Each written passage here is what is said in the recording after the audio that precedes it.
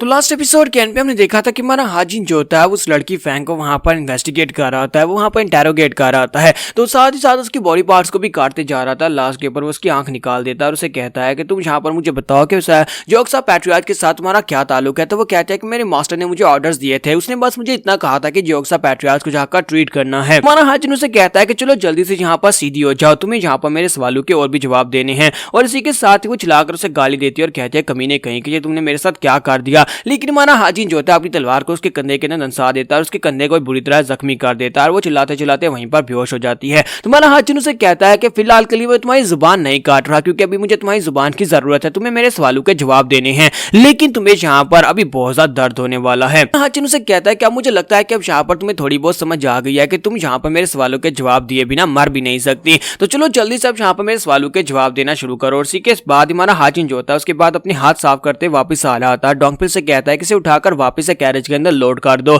जबकि कैप्टन होंगरियन उसे कहती है कि यहाँ पर क्या ये सब कुछ जरूरी है, हम लोग इसको अपने साथ लेकर क्यों जा रहे हैं और तुमने यहाँ पर इसे मारा क्यों नहीं। तुम्हारा हाजिन उसे कहता है कि मैं इस बारे में भी सोच रहा हूँ। तो कैप्टन होंगरियन उसे कहती है कि हम लोग यहाँ पर से ग्योंगयांग फैमिली के लिए निकलेंगे। तुम्हारा हाजिन कहता है नहीं, हम लोग यहाँ पर थोड़ी देर के लिए रेस्ट करेंगे, उसके बाद मैं तुम्हें बताता हूँ कि क्या करना है। डोंगपिल उसे कहता है कि मास्टर क्या आप ठीक है। हाजिन कहता है कि हाँ मैं ठीक हूँ, मेरी इंटरनल इंजरीज बहुत ही तेजी के साथ हील हो रही है, मैं बहुत ही जल्दी ठीक हो जाऊंगा। डोंगपिल कहता है कि नहीं मास्टर, मैं यहाँ पर इस बारे में नहीं पूछ रहा, मैं यहाँ पर आपकी फिजिकल कंडीशन के बारे में नहीं जानना चाहता बल्कि आपकी मेंटल कंडीशन के बारे में जानना चाहता हूँ कि आप ठीक हैं। आप काफी ज्यादा अलग हो गए हैं जब से आपने इस औरत को देखा है, आपका इस औरत के साथ क्या ताल्लुक है। तुम्हारा हाजिन उसे कहता है कि प्लीज मुझे माफ करना, मैं तुम्हें फिलहाल के लिए इस बारे में नहीं बता सकता, लेकिन तुम लोगों को मैं सबके बारे में बहुत ही जल्दी बताऊंगा। हाजिन कहता है कि हर कोई अपनी जिंदगी में एक रास्ता चूज करता है और कुछ लोगों का वो रास्ता जो होता है बहुत ज्यादा खतरनाक होता है, जिस तरह की मैंने अपनी जिंदगी में एक रास्ता चूज किया था जो बहुत ज्यादा खतरनाक था। हाजिन कहता है कि मुझे एक बात बताओ कि अगर फ्यूचर में कभी मैं यहाँ पर तुम्हें एक मोहरे की तरह यूज करूँ तो तुम्हें इस बात का बहुत ज्यादा दुख होगा। तो वो कहता है कि सर आप तो जिस तरह मुझे यहाँ पर कमांड देंगे मैं उसी तरह करूंगा, क्योंकि मैं आपका गुलाम हूँ, आपका नौकर हूँ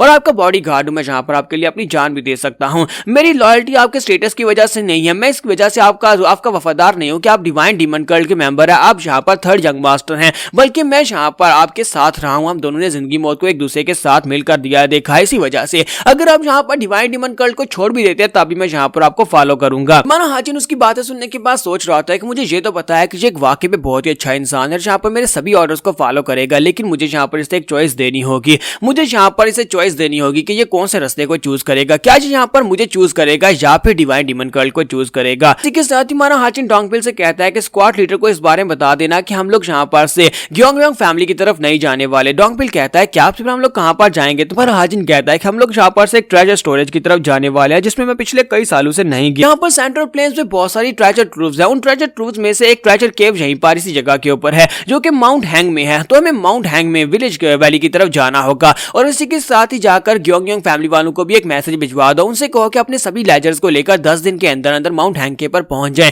अगर वो लोग वहां पर नहीं पहुंचेंगे तो उनके लिए यहाँ पर ये सब कुछ गलत होने वाला है, क्योंकि हम लोग यहाँ पर उनकी रिपोर्ट बना देंगे। हम ये रिपोर्ट बनाएंगे कि उनके पेपर्स के अंदर हमें करप्शन मिली है और उनको यहाँ पर मार्क रेड कर दिया जाएगा। और ये मैसेज उन लोगों को भिजवा दो कि उन्हें वहां पर लाजमी पहुंचना होगा। इसी के साथ ही नेक्स्ट इन ग्योंगयांग फैमिली का दिखाया जाता है। जब उन लोगों को वहां पर मैसेज मिलता है तो वो लोग इस बात से काफी ज्यादा गुस्सा होते हैं कि आज यहाँ पर देखो तो सही, उन्हें यहाँ पर हमारी फैमिली में आना चाहिए था पेपर्स को चेक करने के लिए। वो हमसे कह रहे हैं कि माउंट हैंग विलेज वैली में चले आओ, वहां पर अपने पेपर्स और लेजर्स को लेकर आओ। ग्योंगयांग फैमिली का जो पैट्रियार्च होता है वो कहता है कि इस लड़के को यानी कि जो भी इंस्पेक्टर जनरल है इसको यहाँ पर डीमन लॉर्ड ने खुद नियुक्त किया है, उसने यहाँ पर इसे खुद इंस्पेक्टर जनरल बनाया और यहाँ पर हम लोग अगर उससे सवाल करेंगे तो इसका मतलब यह है कि हम लोग डीमन लॉर्ड से सवाल कर रहे हैं। कि उसके सामने उसका जो छोटा भाई होता है उसे कहते हैं तो फिर ब्रदर तुम यहाँ पर मुझे क्या सुजेस्ट कर रहे हो, तो तुम क्या चाहते हो कि हम लोग यहाँ पर उसकी बात को मान ले और उसके ऑर्डर्स को फॉलो करें और उसके पालतू कुत्ते बन के अपने लेजर्स को उठाकर माउंट हैंग में ले जाएं। तो उसका ब्रदर उसे कहता है कि नहीं मैंने ये तो बिल्कुल भी नहीं कहा, हम लोग यहाँ पर एक बड़ी फैमिली है, 7 बड़ी फैमिलीज में से एक बड़ी फैमिली है, उन्हें भी यहाँ पर हमारी इज्जत करनी चाहिए। हम लोग पिछले कई 100 सालों से यहाँ पर उनको सपोर्ट देते आए हैं तो उन्हें भी यहाँ पर हमारी इज्जत तो करनी ही चाहिए। तो उसका ब्रदर उसे कहता है लेकिन ब्रदर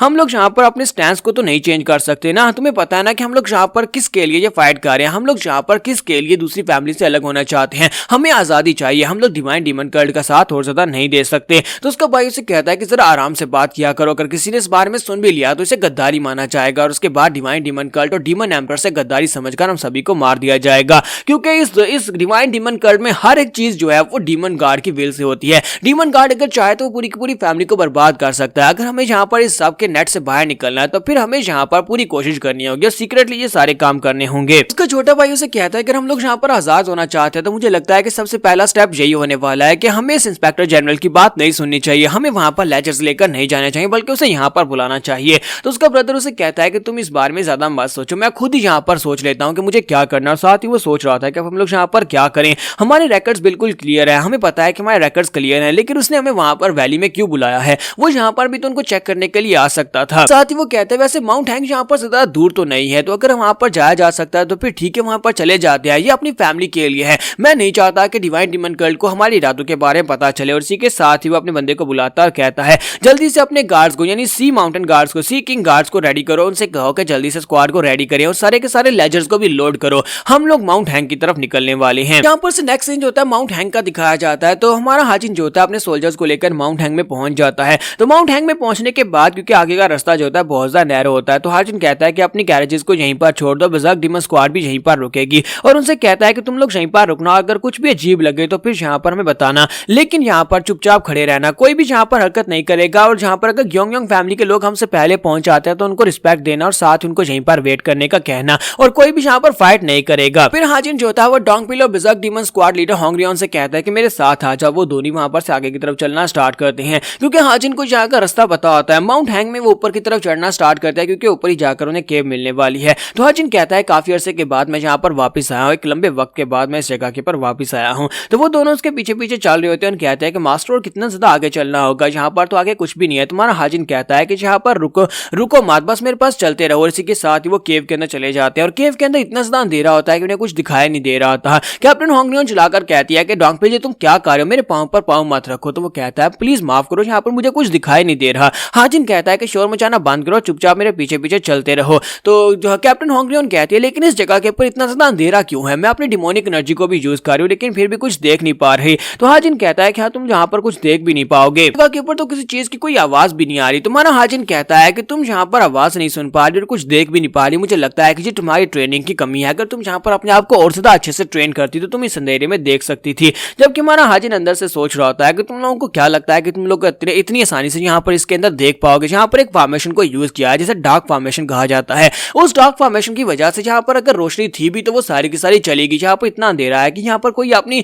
एनर्जी को भी यूज करके नहीं देख सकता। इसी वजह से सिर्फ और सिर्फ मैं अपनी हाइपर सेंसेशन को देखकर यहाँ पर चल सकता हूँ। तुम्हारा हाजिर उन सभी को लेकर आगे की तरफ बढ़ता है। वहां पर उनके सामने रोशनी दिखाई देती है। तो जैसे ये लोग वहां पर रोशनी के करीब पहुंचते हैं तो वो दोनों काफी हैरान होते हैं। तो हाजिन कहता है काफी अरसे के बाद मैं यहाँ पर वापस आ चुका हूँ। मेरे फाइनेस्ट डे में जब यहाँ पर असैसिन किंग हुआ करता था उस वक्त मैं हाइड आउट को यूज किया करता था। ये मेरे लिए ट्रेजर ट्रोव की तरह है। तो वहां पर बहुत सारे बॉक्सेस पड़े होते हैं, ऊपर दीवार में बहुत सारे क्रिस्टल्स लगे होते हैं। डोंगपिल वहां पर पड़ी हुई पिल्स को देखकर बहुत ज्यादा खुश हो जाता है और कहता है कि यहाँ पर इतनी पिल्स पड़ी हुई है कि अगले 5 साल तक हमें यहाँ पर पिल्स की जरूरत नहीं पड़ेगी। जबकि बर्ज़र्क डीमन स्क्वाड लीडर ऊपर की तरफ देखती है और कहती है कि दीवार में इतने सारे क्रिस्टल्स हैं कि एक क्रिस्टल के कम से कम 2000 नियांग तो मिल ही जाएंगे। वो दोनों हाजिन की तरफ देखते हैं और कहते हैं कि तुम्हें इस जगह के बारे में कैसे पता चला। जबकि हमारा हाजिन जो होता है वहीं पर बैठ जाता है। वहां पर बैठने के बाद कहता है कि मैं यहाँ पर डायरेक्टली तुम दोनों से बात करूंगा। मैं यहाँ पर ये बात करना चाहता हूँ कि तुम दोनों मेरे नीचे काम करो। क्या तुम दोनों यहाँ पर मेरे नीचे काम करने को तैयार हो? सुनने के बाद कैप्टन को स्पेशली झटका लगता है तो वो इस बात से काफी हैरान होती है। और जहाँ पर हम लोग अपनी एपिसोड 67 का एंड करेंगे। नेक्स्ट एपिसोड में देखेंगे कि हमारी हाजिन की इस बात का मतलब क्या है कि मेरे नीचे काम करो।